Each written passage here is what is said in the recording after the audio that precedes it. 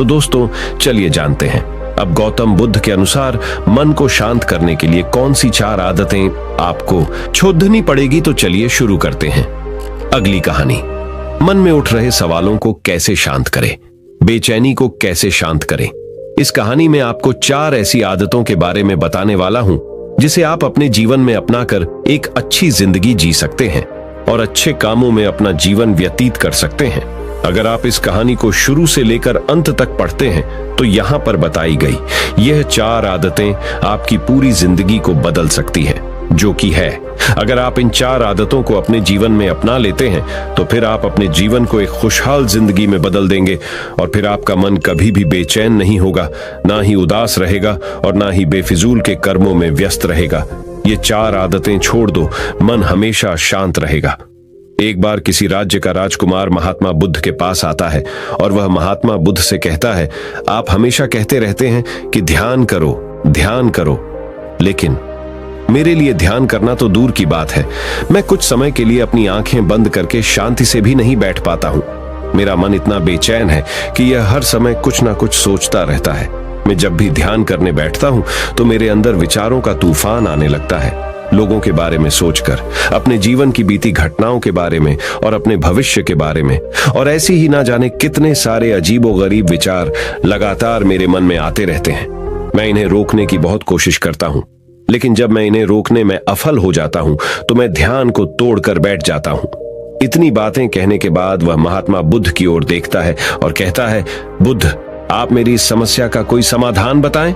बुद्ध ने कहा, मैं क्या समाधान बता सकता हूं, सोचो, तुम्हारा ही मन है, लेकिन यह तुम्हें कुछ देर तक आंख बंद करके बैठने भी नहीं देता है।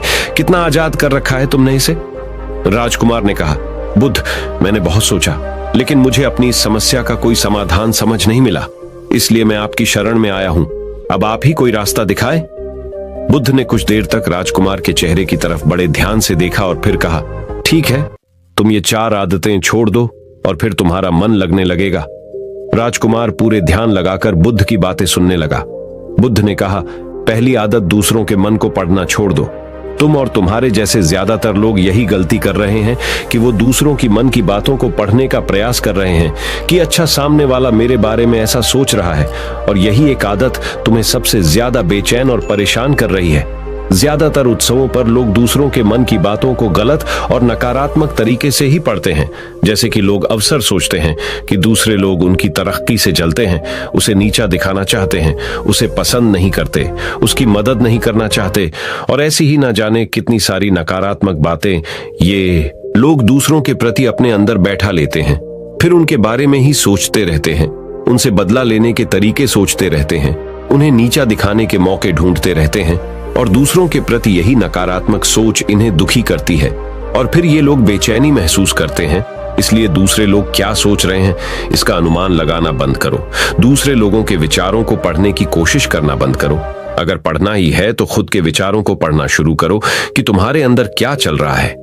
कहीं तुम नकारात्मक सोच, शिकायत या बुराई करने जैसी आदतों के शिकार तो नहीं हो रहे हो।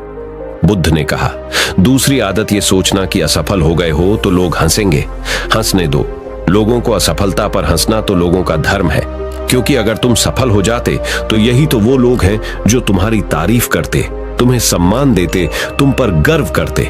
अगर तुम अपनी सफल होने पर दूसरों से तारीफ की उम्मीद करते हो तो अपनी असफलता पर उनके हंसने से तुम्हें दुखी नहीं होना चाहिए। और समस्या ही यही है कि हम इंसान असफलता को बुरा मानते हैं, जबकि असफल होना सफल होने से भी ज्यादा जरूरी है, क्योंकि बिना असफल हुए सफल इंसान के अंदर घमंड और दूसरों को खुद से छोटा समझने की भावना पैदा करती है, जबकि असफलता हमें विनम्र रहना, धैर्य रखना और लगातार प्रयास करना सिखाती है।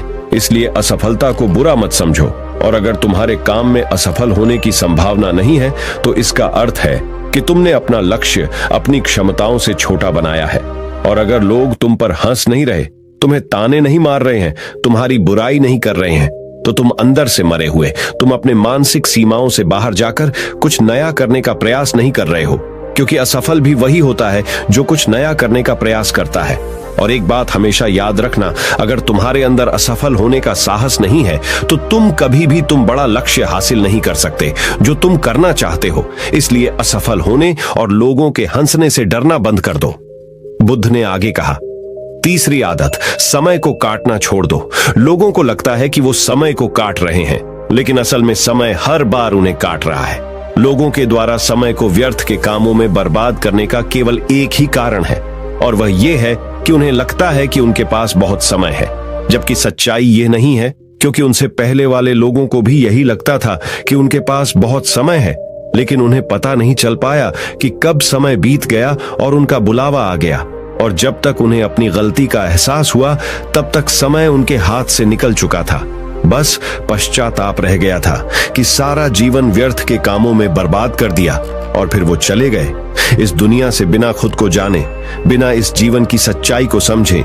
इसलिए जब तक यह जीवन है, इसे अच्छे कामों में लगाओ, खुद को जानने में, दूसरों की मदद करने में, लोगों को सही राह दिखाने में, मानवता के कल्याण में। और दूसरी बात, समय को बर्बाद करने से आज तक किसी को खुशी नहीं मिली है।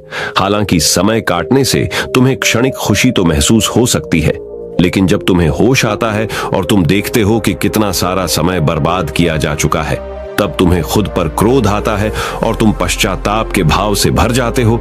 और फिर यही पश्चाताप का भाव तुम्हारे अंदर तनाव पैदा करता है और तुम बेचैन हो जाते हो और लगातार अपनी उस गलती के बारे में सोचते रहते हो।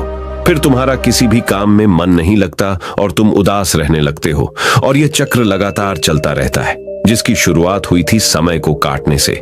इसलिए समय को काटना बंद करो और वो करना शुरू करो जो जरूरी है। बुद्ध ने कहा, चौथी आदत ये सोचना छोड़ दो कि मुझसे बड़े बड़े लोग नहीं कर पाए तो मैं कैसे कर पाऊंगा। असल में दूसरों से खुद की किसी भी चीज में तुलना करना ही व्यर्थ है। सबकी परिस्थितियां अलग हैं, सबकी सोच अलग है। और क्या हुआ, अगर दूसरे नहीं कर पाए तो हो सकता है कि तुम ही कर जाओ, क्योंकि अक्सर वही लोग इतिहास रचते हैं जिनसे ज्यादा उम्मीद नहीं होती। और फिर हो सकता है कि जिसे तुम बड़ा समझ रहे थे, जिसके लिए तुम सोच रहे थे कि उसने बहुत मेहनत की है, बहुत प्रयास किया है, उसने कभी उतना प्रयास किया ही ना हो, केवल मेहनत करने का दिखावा किया हो। क्योंकि ज्यादातर लोग कभी उतनी मेहनत करते ही नहीं हैं जितनी उन्हें अपने लक्ष्य प्राप्ति के लिए करनी चाहिए, और दूसरे लोगों के सामने यह दिखाने का प्रयास करते रहते हैं कि मैंने तो बहुत मेहनत की थी, लेकिन मेरी किस्मत ही खराब थी। और यही वो लोग हैं जो दूसरों को बातों ही बातों में कहते रहते हैं कि जब इतनी मेहनत करने के बाद मैं सफल नहीं हो पाया तो तुम कैसे हो पाओगे। लेकिन अंदर ही अंदर ये इस बात को जानते हैं कि उन्होंने कभी उतनी कोशिश नहीं की थी जितनी उन्हें करनी चाहिए थी। ये बस दूसरों की नजरों में अपनी इज्जत बचाने के लिए और इस डर से किए कहीं दूसरा व्यक्ति इनसे आगे ना निकल जाए, ये अपने अधूरे प्रयास से घबराते रहते हैं और दूसरों को डराते रहते हैं कि जब मैं नहीं कर पाया तो तुम कैसे कर पाओगे। इसलिए किसी दूसरे असफल व्यक्ति को देखकर ये सोचना छोड़ दो कि तुम यह सफल हो जाओगे। तुम बस अपना सर्वश्रेष्ठ प्रयास करो और बाकी सब समय पर छोड़ दो। बुद्ध ने आगे कहा, अगर तुमने ये 4 आदतें छोड़ दी तो तुम्हारा मन एकदम शांत हो जाएगा और फिर तुम जहां चाहो वहां अपना मन लगा सकते हो। इतना कहकर बुद्ध मौन हो गए और राजकुमार को भी अब समझ आ चुका था कि उसे क्या करना है। उसने मन ही मन उन 4 आदतों को छोड़ने का निश्चय किया और गौतम बुद्ध का धन्यवाद कर वहां से चला गया। तो दोस्तों, चलिए जानते हैं कहानी से क्या सीख मिली। दोस्तों, इस कहानी से हमें यह शिक्षा मिलती है कि हमें यह नहीं सोचना चाहिए कि लोग मेरे बारे में क्या सोच रहे हैं। अगर मैं कोई काम करता हूं तो लोग उस काम को लेकर हंसेंगे। इसके अलावा हमें अपना व्यर्थ ही समय बर्बाद नहीं करना चाहिए। इसके अलावा हमें कभी भी यह नहीं सोचना चाहिए कि अगर किसी व्यक्ति से कोई काम नहीं हो पाया है तो मैं उसे नहीं कर पाऊंगा। अगर दोस्तों आप मेहनत से किसी भी काम को करते हैं तो कोई भी काम छोटा या बड़ा नहीं होता और एक ना एक दिन सफलता अवश्य मिलती है। तो दोस्तों, उम्मीद करता हूं आपको ये हमारा वीडियो पसंद आया होगा। अगर आपको ये वीडियो पसंद आया हो तो हमारे चैनल को सब्सक्राइब कीजिए और इस वीडियो को एक लाइक कीजिए। आपका वीडियो देखने के लिए दिल से बहुत बहुत धन्यवाद। नमो बुद्धाय।